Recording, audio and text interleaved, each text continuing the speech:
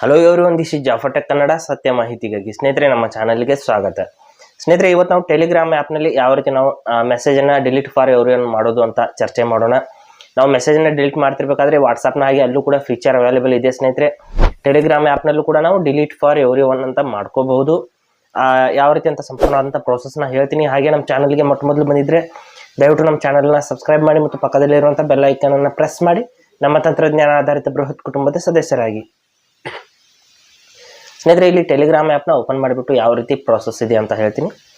ಇಲ್ಲಿ ನಾನು ಒಂದೆರಡು ಮೆಸೇಜಸ್ಗಳನ್ನ ಹಾಗೂ ಫೋಟೋಸ್ಗಳನ್ನ ಸೆಂಡ್ ಮಾಡಿದ್ದೀನಿ ಒಂದು ನಂಬರ್ಗೆ.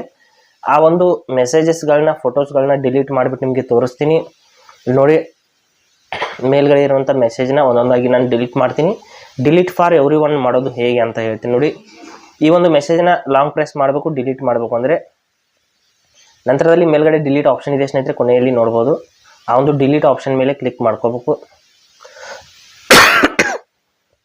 ನಂತರದಲ್ಲಿ ಇಲ್ಲಿ ಡಿಲೀಟ್ ಅಂತ ಬರುತ್ತೆ ಸ್ನೇಹಿತರೆ. ಇಲ್ಲಿ ನೇರವಾಗಿ ಡಿಲೀಟ್ ಅಂತ ಕ್ಲಿಕ್ ಮಾಡಬಾರ್ದು. ಡಿಲೀಟ್ ಫಾರ್ ಎವ್ರಿವನ್ ಮಾಡಬೇಕು ಅಂದರೆ ಇಲ್ಲಿ ಆಲ್ಸೋ ಡಿಲೀಟ್ ಫಾರ್, ಇಲ್ಲಿ ನೋಡಿ ಅವ್ರ ಹೆಸರು ಬರ್ತಾ ಇದೆ. ಇಲ್ಲಿ ಈ ಬಾಕ್ಸ್ ಮೇಲೆ ಈ ರೀತಿ ಚೆಕ್ ಮಾಡ್ಕೋಬೇಕು.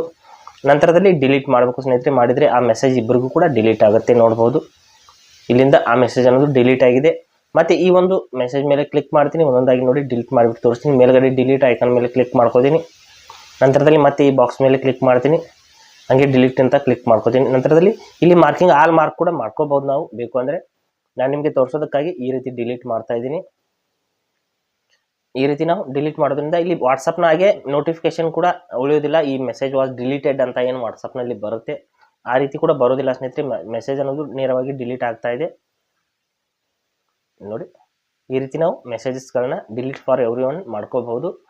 ಹಾಗೆ ಸ್ನೇಹಿತರೆ, ಕೊಟ್ಟಿರೋ ಮಾಹಿತಿ ಸಂಪೂರ್ಣ ಮತ್ತು ನಿರೂಪಣೆ ಮಾಡಿದೆ, ಶೈಲಿ ಉತ್ತಮ ಅಂತ ಅನಿಸಿದರೆ ವಿಡಿಯೋನ ಲೈಕ್ ಮಾಡಿ ಮತ್ತು ನಿಮ್ಮ ಸ್ನೇಹಿತರಿಗೂ ಕೂಡ ಶೇರ್ ಮಾಡಿ. ಹಾಗೆ ಅದ್ರ ಬಗ್ಗೆ ಸಮಸ್ಯೆಗಳು ಡೌಟ್ಗಳಿದ್ರೆ ಕಮೆಂಟಲ್ಲಿ ಅವಶ್ಯವಾಗಿ ತಿಳಿಸಿ.